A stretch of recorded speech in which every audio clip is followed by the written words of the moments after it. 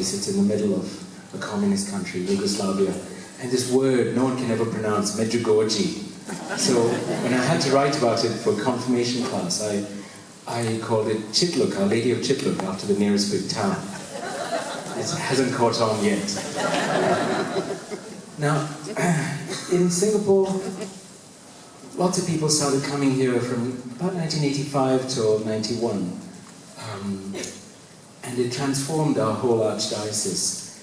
People started to pray the rosary, they wanted adoration, they wanted 24-hour adoration. One parish introduced 24-hour adoration 7 days a week. And you see, in Singapore culture, we're mostly Chinese, we say kiasu. Kiasu means, I suppose the translation is keeping up with the Joneses. So when one parish introduced this, all of us had to have it. So every single parish introduced adoration. And the Archbishop at the time said, MEDJUGORJE has transformed my archdiocese. Okay? And then in those days, the largest number of pilgrims used to come from the States, and according to Father Ivan de Gandic and some of the others here, the older priests, they say the second biggest group were from Singapore. Okay? And actually, those two countries now, there seem to be fewer pilgrims coming from both those places for different reasons. Now, this talk is in 3 parts. I've done the introduction a bit about myself. You're no longer curious about me. Good. Now, the first part is, I want to make a distinction between signs and destinations. Lots of people come here hoping to see a sign, and that's understandable. But a sign is not the destination. For example, if someone came to you and said, could you tell me the way to Chitluk?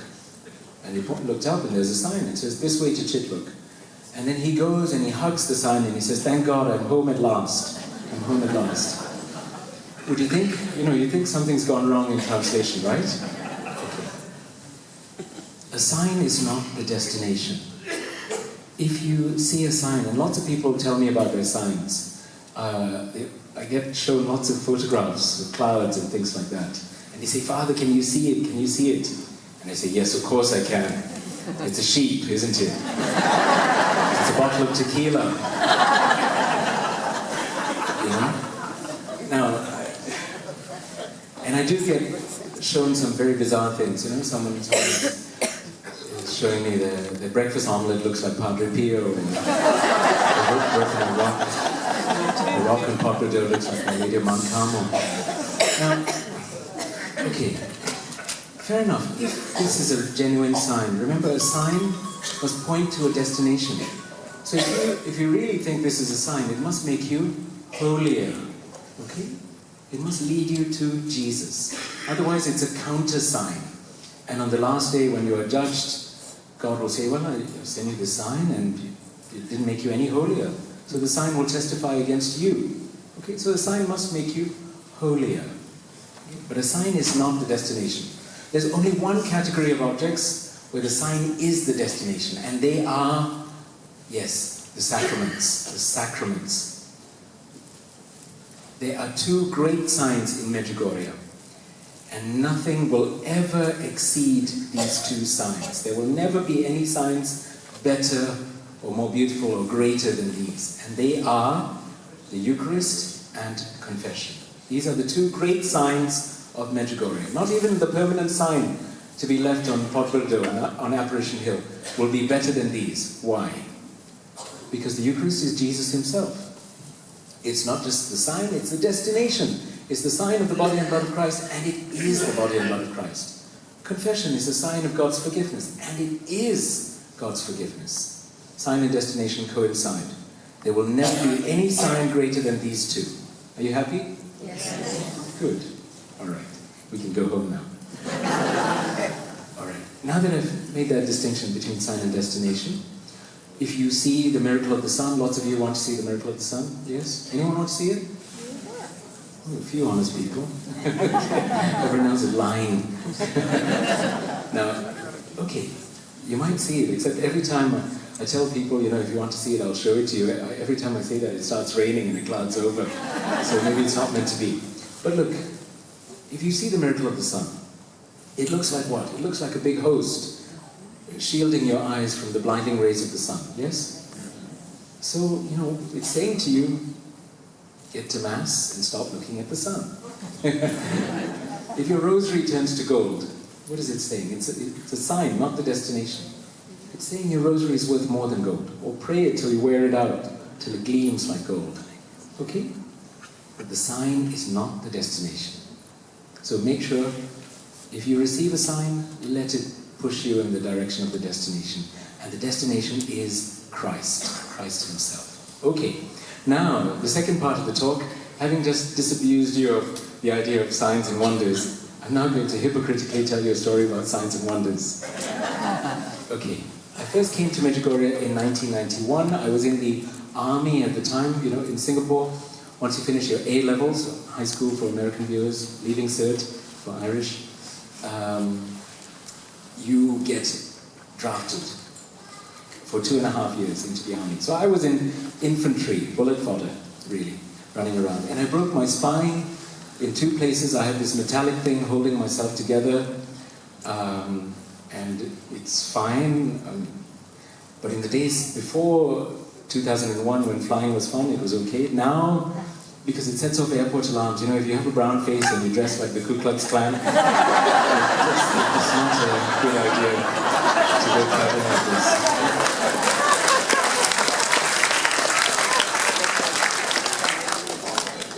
Well, they're laughing at the worst jokes.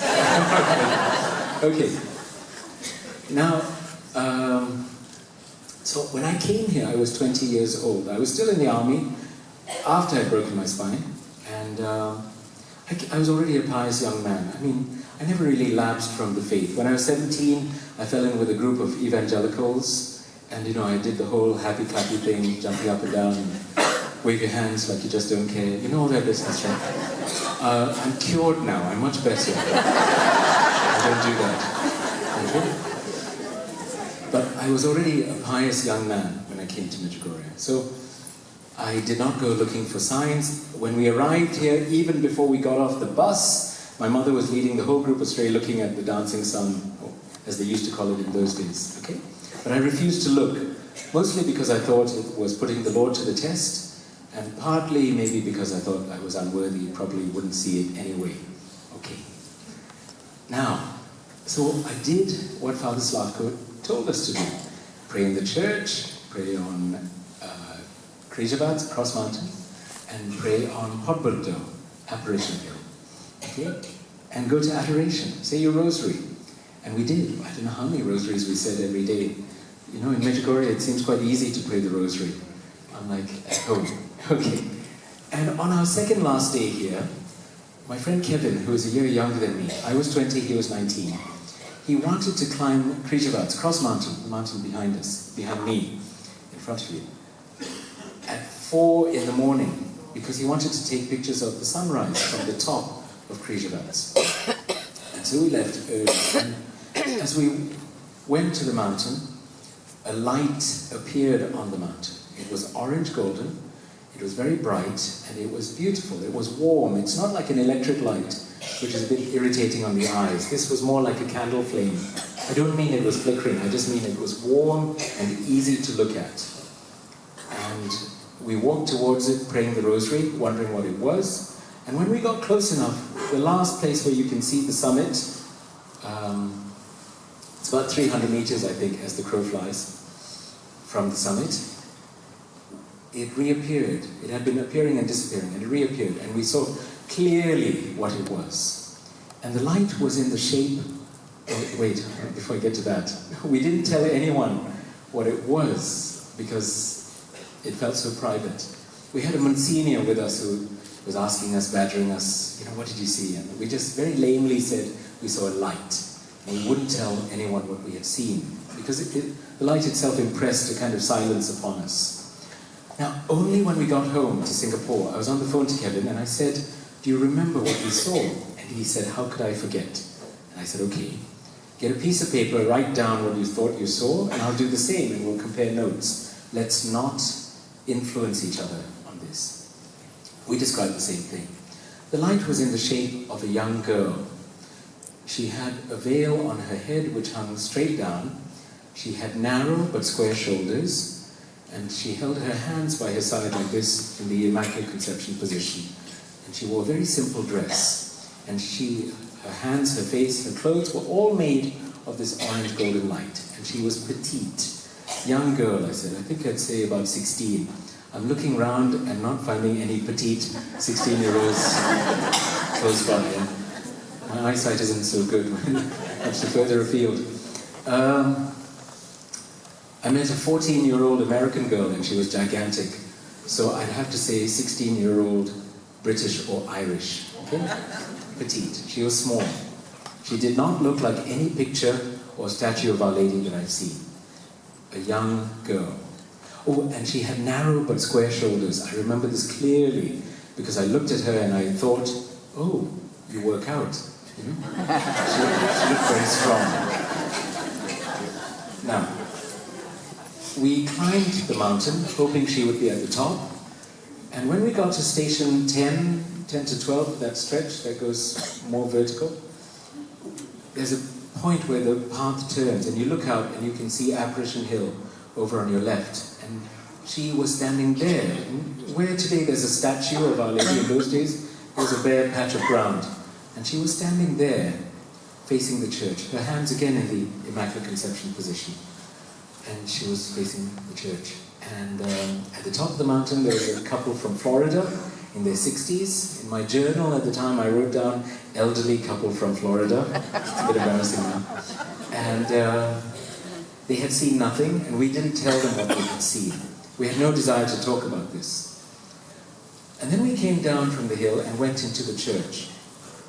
And this is where the second half happened. The church was empty. The Croatian Mass had just finished. So it was about 8:10, and it was just me, Kevin, and Father Petar Ljubicic, one of the Franciscans, in the church. Now, excuse me.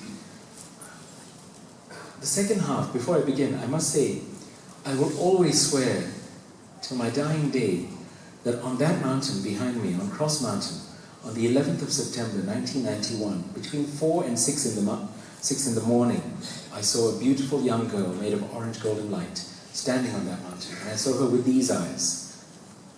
Okay? I will always swear to that on the Gospels. What happened in the church, I could not swear to because it was a voice inside me. And St. Teresa of Avila tells us, voices inside us come from either God, the devil, or our imagination. Okay, so bear that in mind.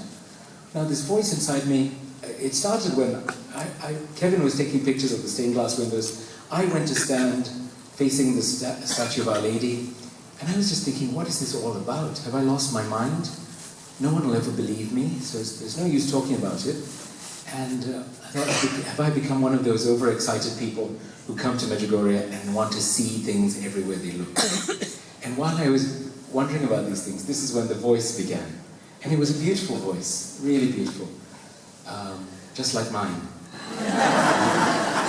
And I know people ask me, what kind of accent did she have? And I say, oh, she had no accent, just like me.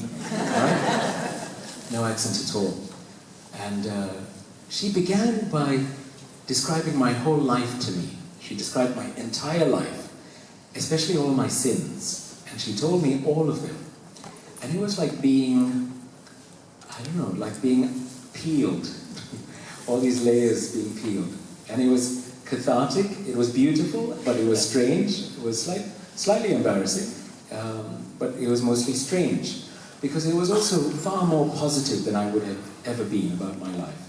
But lots of other things that I hadn't noticed she said. So I can tell you this, I'm not going to tell you my sins. But I can tell you this, every little lack of charity, every barbed comment, every little bitchy comment, all those kind of things, they really, really count.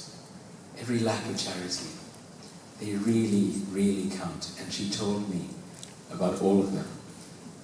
Okay, so after a while, she stopped and she said, you are happy because you've seen me. And I said, yes, I'm very happy. Who are you? Because I thought, I can't talk to strange ladies I haven't been introduced to. So I said, who are you? And she said, I am your mother, the mother of God. I want you to tell everyone you meet that I am their mother and that I love them. Now when she spoke, she made you feel everything she meant. So when she said that I am their mother, she meant as though she had physically given birth to every single one of you. She was claiming you, planting a flag on you, claiming you. I wouldn't call it possessiveness, but it was a definite claim. And then when she said, and that I love them, she crushed me with this love to show me how. And I will describe it. I felt the same thing watching her on the mountain.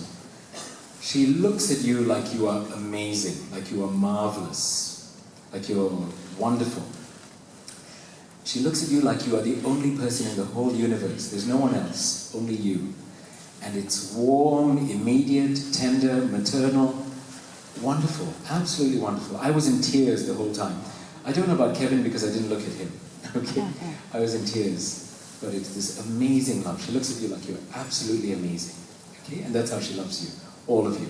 I know this is not from me, because I would say to her, Our Lady, don't waste your time loving them, just love me. I'm the special one, you know? But this is, and you, those of you paying attention, you'll realize this is the only reason I'm telling you this. I have no desire to tell anyone that I saw Our Lady. Most people will think you're mad. And even people who don't think you're mad will think worse things. They'll think you're a saint. So it's quite scary. I'm only telling you this because she said, tell everyone you meet that I am their mother and that I love them. So I'm fulfilling that, okay? Those of you paying attention. Now, I then said to her, because I thought I wanted to see her again, how can I arrange this? So I said, Blessed Mother, I'd very much like to die now, please. Because I thought that'd be marvelous, you know? I could drop dead and go with her, because she's so beautiful. Why waste time? Why waste time on this earth getting old? Yes? I could go with her, because she's so beautiful. Why would you not want to go? And she said to me, would you not like to live a bit longer to help me? Now, I don't think she was giving me a real choice, but I was young and foolish. I thought it was a real choice. And when she said a bit longer, she made it clear she meant anything from 9 days to 90 years. So I reluctantly said, all right then, but you'd better make sure it's worth my while. Now, I wasn't trying to be cheeky. I was honestly, it came from the heart. And when I said that, she laughed. And when she laughed, I thought, oh, maybe I shouldn't have said that. And after that, she took control of the whole conversation, like a mother. She took control of the whole conversation. Because all the silly, frivolous things that I might have asked or wanted to ask, you know, is, are there aliens? Are there UFOs? Who killed JFK? Is Elvis still alive? The royal family, are they really a species of alien lizards? I had all these questions for her. But you had no desire to ask anything frivolous. And she took over the conversation. So she said, do not begin to imagine you deserve to see me. God gives grace as he chooses. So right at the beginning, she said, don't worry about it, you don't deserve this. Then she said, the day will come when you will regret ever having seen me. Just before that, she told me I would forget much of the conversation. And I said, oh, I wouldn't. And then I did. Okay, there's a huge chunk I don't remember. Then she said, the day will come when you will regret ever having seen me. And when I protested and said, this is the best day of my life, how could you say that? She said, the day will come when you will deny ever having seen me. So, when she said the second line, I kept quiet because I thought, you know, a good rule of thumb is quit while you're behind, yes? So it was sounding a bit like St. Peter's denial, the prediction of his denial. So I thought, I better not say too much. And I kept quiet. And besides, I was too happy speaking with her to notice that she told me, first of all, I didn't deserve it, and that I was going to be absolutely rubbish in the future. So I didn't quite notice what she had said about me at the time. And all of this came true, as she said. Within 5 years of this, I was in medical school at Leeds, and I said to her, mostly because I thought I'd let her down, I said, I wish I'd never seen you. And also in England, lots of people make fun of Medjugorje. They call it megaforgery instead of Medjugorje. Megaforgery. Okay? His father's still laughing. And then I used to do the same. I used to make fun of Medjugorje. I was a real Judas. I'm not sure why. But actually, I know why. Mostly because I was scared. I just didn't want to stand out and look like an oddball. And she said that when I turn again, I must hold firm to Christ. Okay? not to Medjugorje. She said I must hold firm to Christ when I come back to Medjugorje. And all I know, this is the only thing about the future that I know. She showed me that my actions in regretting and denying her were like a parable, an acted out parable of what is going to happen in the future, where the whole church, more or less the whole church, is going to do the same to Christ himself. They will act as though something that comes from Jesus doesn't come from Jesus, and act like they've forgotten it somehow. Okay, so this is the one thing I know about the future. For want of a better word, an apostasy, a great apostasy, coming over the whole church. She asked me if I was willing to suffer. I said yes, and then she told me where my greatest suffering would come from. Those of you who know how to keep silence and to pray quietly will be able to guess what she said to me. Okay? Where my greatest suffering would come from. But I'm not going to tell you. Unless you guess correctly. Okay? But I won't say it on camera. Okay? Because it's not important. Not important to anyone else. And then she said, I told her all of my problems, which were significant, and she told me to give my heart to Jesus, to pray with a firm faith, and to surrender my life to Jesus. Okay? So that's why I think if it's good enough for me, it's good enough for you. All of you with problems who come here praying, she said, give your heart to Jesus, pray with a firm faith, surrender your life to Jesus. Okay? This is the part of the talk which is the solution to all your problems. I promised you earlier, didn't I? The secret of happiness was basically keeping silence and being able to pray in silence. That's the secret to happiness. All right? So I have answered. See, I wasn't lying.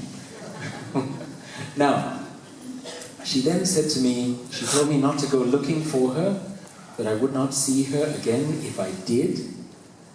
And she said that she would come for me when I'm dying. That's if I live a good life, that is, okay? But she said she would come for me when I'm dying. Okay. Now, that's it, really. There's a few other bits I'm leaving out which don't concern anyone else. It's really to do with my family and some other things. And they're not terribly important to anyone else except me. Now, I must make it clear to you, I have often wondered how would I feel if I was sat in the audience listening to a small brown dude telling me, oh, I saw Our Lady on that mountain in 1991, the 11th of September, between 4 and 6 in the morning. I've often wondered, would I believe him? Okay, I want to make it clear to you, you don't have to believe me, and I don't care. I could not care less. It's not that I don't care about your opinion, but it doesn't mean anything to me whether you believe me or not. I know I saw her. No one can persuade me otherwise. But, I'm not special, I'm not holy, I'm not a saint, I don't have gifts, I don't have talents, so don't come running after me. I have nothing to give you except this. I'm giving it to you now. But all I want and all I ask is this, that you believe that Our Lady loves you. She looks at you like you are the only child she has, like you are marvelous. And you might feel, and you might well know that you're not marvelous, but she still looks at you like you're marvelous, and she loves you. Okay, that's what I ask you to believe. That she is your mother, and she has come here for you, and she has invited you here for your sake. I ask you to believe that. I'm not special, there's nothing about me at all. You know, can you imagine, it would be a nightmare if in Medjugorje, the highlights are the church, Cross Mountain, Apparition Hill, and Father Leon. If I'm also one of the attractions here, if I'm one of the zoo exhibits, then I become a distraction. We're supposed to go to Jesus, not to Father Leon, okay? Jesus, we must be pointing to Jesus. I'm a sign pointing to him. So I'm not the destination. Jesus is the destination for all of us, okay? So there's nothing special about me. Do you believe me? Gosh, I'm hurt. But it's true. It's true. All right. Now that I've told you that, I want to tell you the most important part. This is what I really want to talk about. And it's the 5 stones of Medjugorje. These are the 5 important messages Our Lady gave here in Medjugorje.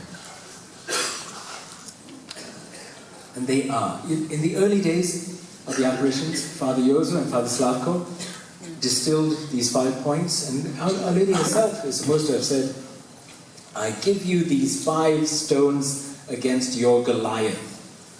What are you talking about? Remember David the shepherd? He goes and he takes 5 pebbles from the stream and his slingshot and goes out to meet Goliath. So Our Lady gives us 5 stones against our Goliath, whatever Goliath might be. The first is, she says, pray, my children, with the heart. Pray with the heart. What does that mean? Really, it means to speak to God naturally, like He's our best friend, openly. You know the way you talk to your best friend, you say all sorts of things, don't you? You open up, don't you? Okay. In that same way, we need to talk to God that way. Now, when we don't pray with the heart, we have distractions. Do you have distractions during prayer? Yes? Okay, let's imagine a typical scenario. You know, you're in church, you're waiting for Mass to begin, and this gentleman comes and he kneels in the row in front of you. And he's praying the rosary, but his dentures are loose, you know? And they're making this clicking sound. And you think, oh dear, for heaven's sake. Okay? And then the next minute, this young lass comes and sits next to you. And she's not wearing enough clothes, you know? And you think, oh no, too much ham, not enough wrapping. You know? And look. Then you see the priest come out. Oh wait, no. You see your neighbor walk through the front door of the church. And you turn around and you see her and you think, oh, that witch! Why is she here? How come she hasn't dropped dead yet? Oh. How dare she desecrate the house of God, that hypocrite. I hate her. Okay. Then, you see Father Leon come out to start celebrating Mass and you think, oh no, it's going to go on and on and on. Okay? And then finally you remember, you think, I think I've forgotten to lock my front door and I've left the oven on. Okay? You did that, didn't you? It's still on. Now, we have distractions because we're not praying with the heart. Because these things are important to us. If they're important enough to us, they're important enough to tell God. Nothing is too trivial. We have to tell Him. And then they cease being distractions. Say to God, Lord, please, help this gentleman find a good dentist. With the joys of Fix-A-Dent. This young lass next to you, teach her the virtue of modesty. Help her to see the kind of guy she's attracting is a complete jerk. And also that her female friends that she's dressing up for have heads filled with mushy peas. It's not worth impressing them. And then, or the neighbor, the witch, say, Lord, show me that I'm the real witch in this relationship. Convert her, convert me. Bless his faith. Father Leon, see? Lord, help him to be concise and on time today. And where are we now? Oh yes, your house. Say, Jesus, send your guardian angels and guard my front door and turn off the oven if you still want me to have a house at the end of Mass. Okay? So you've turned all your distractions into prayer and you have no more distractions, do you? Okay. Because, if we just tell God what we think He wants to hear, we're not praying from the heart. We really have to pray from the heart. We have to pray, I think the best way I can describe it is we have to pray like an alcoholic. An alcoholic? I have lots of alcoholic friends because I went to Oxford, So I have a lot of alcoholic friends. And one thing I know is that they are the most honest people. These are reformed alcoholics. They're the most honest people I know. There's no more self-deception going on there. There's no more of this lying anymore. Okay? And we need to be able to pray like a reformed alcoholic. From the heart. Without any more trying to impress people or impress God or lie to God. None of that nonsense anymore. Just tell Him the truth. Okay? That's prayer from the heart. But Our Lady strangely says, pray the rosary from the heart. Pray from the heart implies pray in your own words. But she says, pray the rosary from the heart. What is the rosary? I'm going to tell you a quick story, okay? Because I must hurry up. And When we were children, my parents went out for the evening,